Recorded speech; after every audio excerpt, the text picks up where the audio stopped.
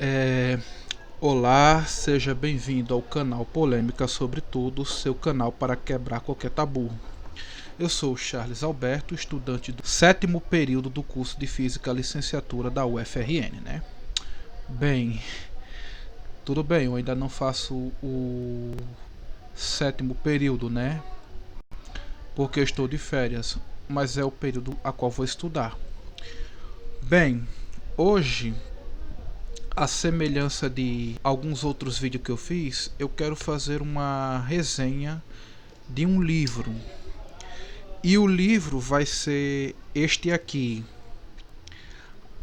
É Problemas de Gênero, da professora de filosofia Judith Butler. A Judith Butler, para muitos que não conhecem, né, ela é uma teórica feminista muito importante na terceira onda desse movimento, que tem por característica principal a subversão da identidade.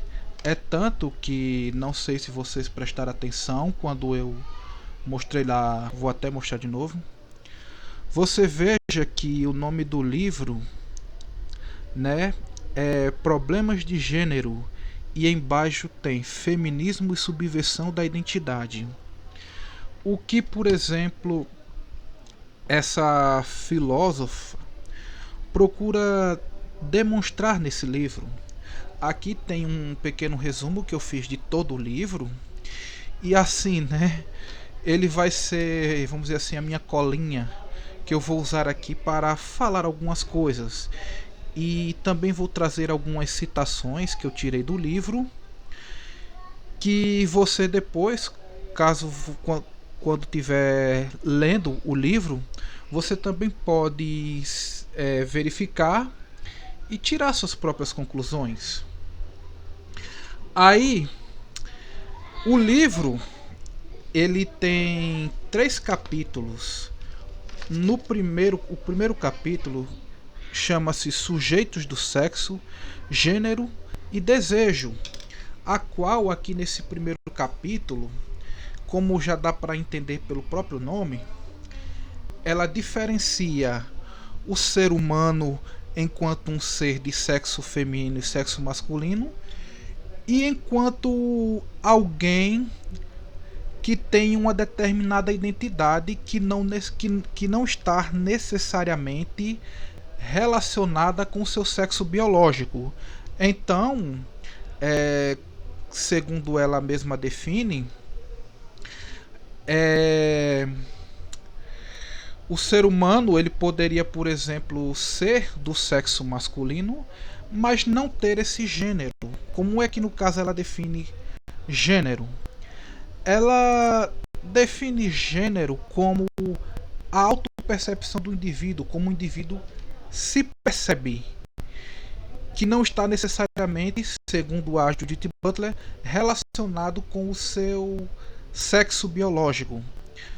Eu, por exemplo, Charles Alberto, sou homem biologicamente, né? E também sou homem de acordo com o meu gênero, ou seja, meu gênero é masculino não porque eu sou homem na biologia, mas porque eu me percebo assim. Então, é isso que ela diferencia como gênero e sexo. Ela separa os dois conceitos. E referente a desejo, que é aí onde entra a parte da orientação sexual, ela ela também assim separa este do o desejo do sexo e do gênero. Assim, por exemplo, também não é porque necessariamente eu me identifico com homens, como homem, eu vou gostar de mulheres, né? A mesma forma também é no caso a mulher. E aqui, para não ficar só em minhas palavras, a Judith Butler também afirma que o conceito de mulher, né, o que ela entende como mulher, são só aquelas que buscam, né, que estão lá entranhados no meio daquela luta do movimento feminista, né? Isso pode explicar porque, por exemplo, algumas mulheres que lutam pelos seus direitos, mas que não apoiam o movimento feminista, têm seus direitos sonegados, como aconteceu com muitas mulheres, não tem apoio de outras pessoas, não tem apoio de muita gente, sendo que o ser humano ele tem direitos, independentemente de qual seja seu sexo. Mas você veja como é que tá as coisas hoje, né?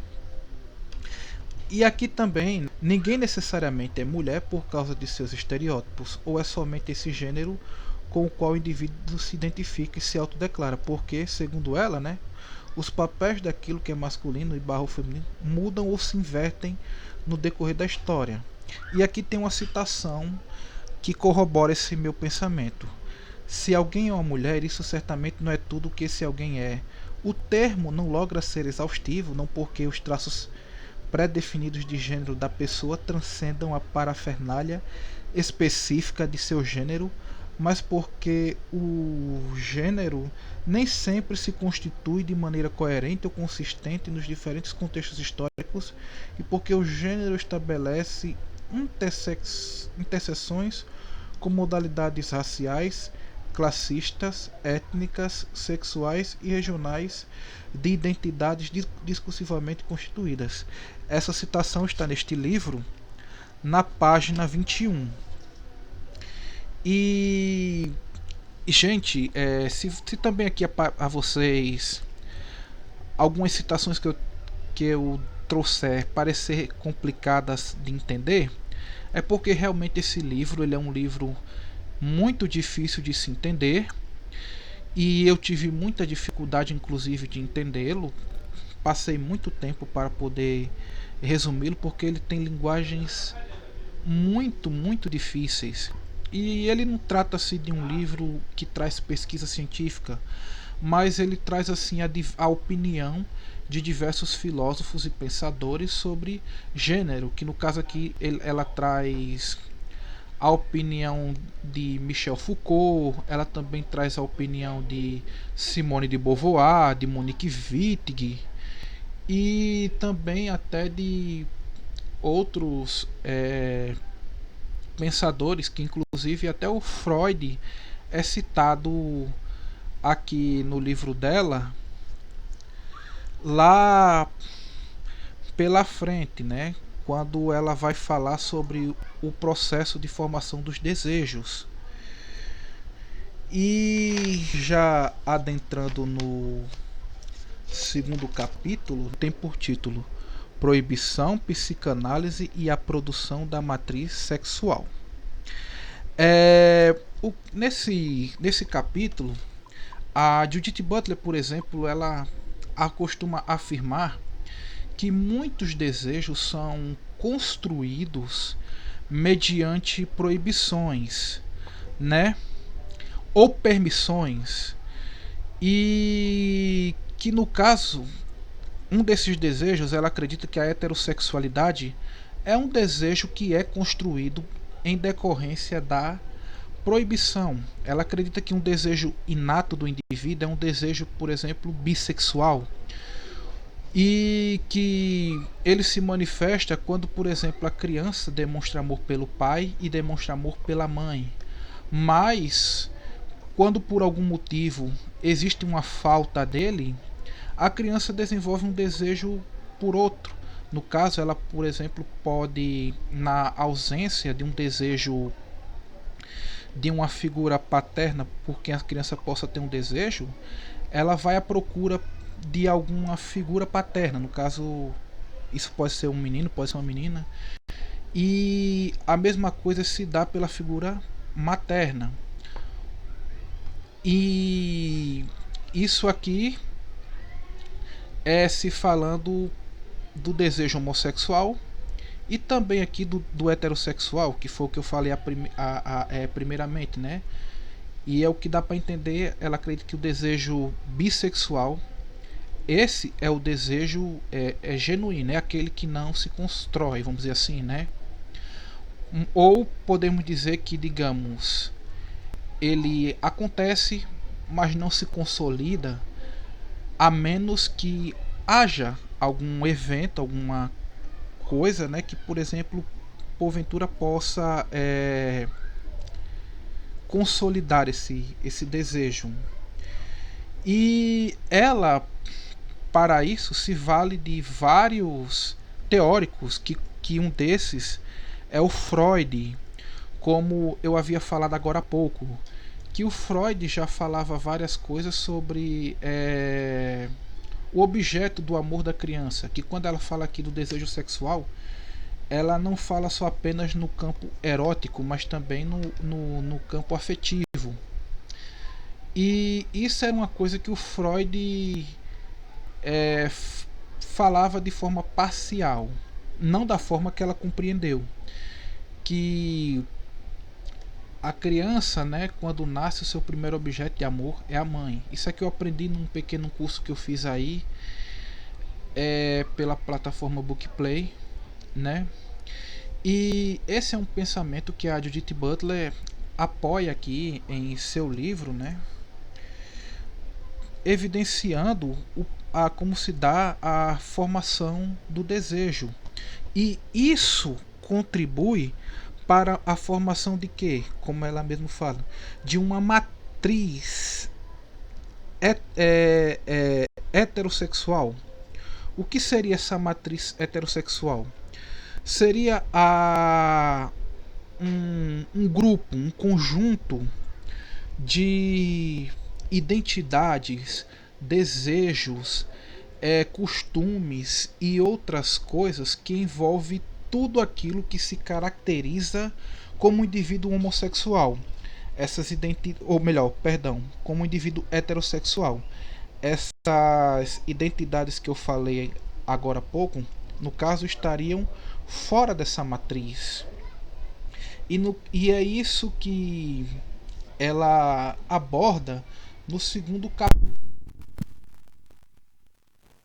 que ela fala, né? Ela fala, digamos assim, como essa ocorre toda essa matriz, né? E ela explica que tudo isso é construção social, como aqueles que defendem esse conjunto de ideias chamado ideologia de gênero defendem, e como fica no caso e como se dá a produção não só dessa matriz heterossexual, mas daqueles que estão fora dela, né?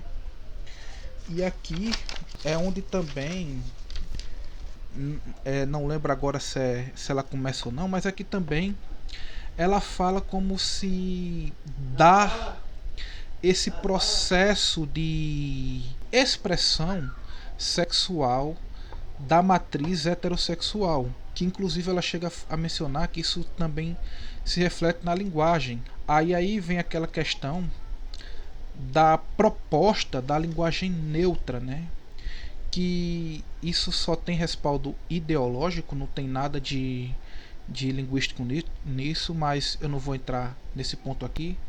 Mas você veja que não sei se ela é a primeira teórica que fala sobre a expressão da matriz heterossexual na linguagem, mas o fato é que ela faz essa referência, ela faz essa menção. E aqui que eu vou trazer uma pequena citação que está na página 115 desse livro que eu estou fazendo a resenha hoje, que diz assim: a função proibidora do ideal do eu age para inibir ou reprimir a expressão do desejo por esse genitor, mas também funda um espaço interno em que o amor pode ser preservado. Ou seja, isso aqui tudo confirma o que eu falei agora há pouco sobre o processo de formação, segundo a Judith Butler, da identidade do indivíduo, do desejo e da matriz heterossexual, e como isso acontece, se reflete. E agora, para encerrar, tem o terceiro capítulo da Judith Butler, fala o seguinte: atos corporais subversivos. E o que seriam esses atos corporais subversivos? Seria tudo aquilo que acontece no corpo humano, é, no comportamento humano, tudo isso, e que é, destruiriam, né, a identidade do ser humano, que é isso que significa a subversão, né? Destruição. E neste capítulo, a Judith Butler ela fala de diversos casos que às vezes não são é, respondidos pelos mais conservadores, quando, por exemplo, às vezes o indivíduo hermafrodita ou o indivíduo com várias outras anomalias que de certa forma que também foge dessa matriz heterossexual, mas que não, vamos dizer assim, atende, não preenche os requisitos de um ser humano comum, e como isso contribui para é, a subversão da identidade, para não, como isso não às vezes explica certas coisas, que é isso que a Judith Butler fala, né? E ela também fala que embora a linguagem seja, vamos dizer assim, uma forma de opressão masculina, mas existe a linguagem poética, e você veja que a linguagem poética ela permite romper esses limites que geralmente se impõem assim por causa da não existência às vezes de alguma palavra que possa ser usada para se referir a um ser, alguém que não se identifica nem com um gênero nem com outro, que são os famosos não binários, né? Então a linguagem poética ela atende, né? Então este foi o vídeo de hoje, né? E aqui em relação a alguns pontos sobre tudo isso que eu abordei, que eu quero falar, é que, por exemplo, né? Geralmente esse povo que apoia essas ideologias de esquerda, tudo, eles baseiam suas ideias, seus projetos em exceções. E exceções são casos que nem sempre dá certo. A regra é aquilo que tem mais chance de dar certo. E né, isso é uma coisa que eu vou abordar num outro vídeo. Eu pelo menos enxergo assim, né? Existe, conforme eles dizem, não existe nenhum elemento atado à nossa estrutura biológica que diga assim, fulano é menino, fulano é menina, é isso e aquilo. Realmente não. Mas assim, a identidade não é necessariamente assim. É uma nomenclatura que o indivíduo recebe em decorrência daquelas características. Por exemplo, o que caracteriza uma moto? Não tem nada na moto dizendo que ela assim é moto. Não. Mas ela tem características que permitem com que ela seja assim denominada. Assim também é o ser humano. Existem duas características. E referente a casos como hermafrodita ou coisa assim do tipo, isso são casos de anomalias, muita coisa assim que pode acontecer, que não é o caso assim de ter doenças de ser doença, ou se o indivíduo se sente bem assim ou não. É, digamos, casos em que alguma coisa, vamos dizer assim, aconteceu e o processo de formação, vamos dizer que deu incompleto. É nisso, entendeu? Mas, no geral, na regra total, é isso, entendem? E bem, eu fico por aqui. Eu espero ter sido claro. Se você gostou aí, deixa o seu like, ative as notificações, dê sugestões. Se você acha que tem um ponto importante que eu deveria falar, mas não falei, deixa aí nos comentários, tá certo? E fique com Deus.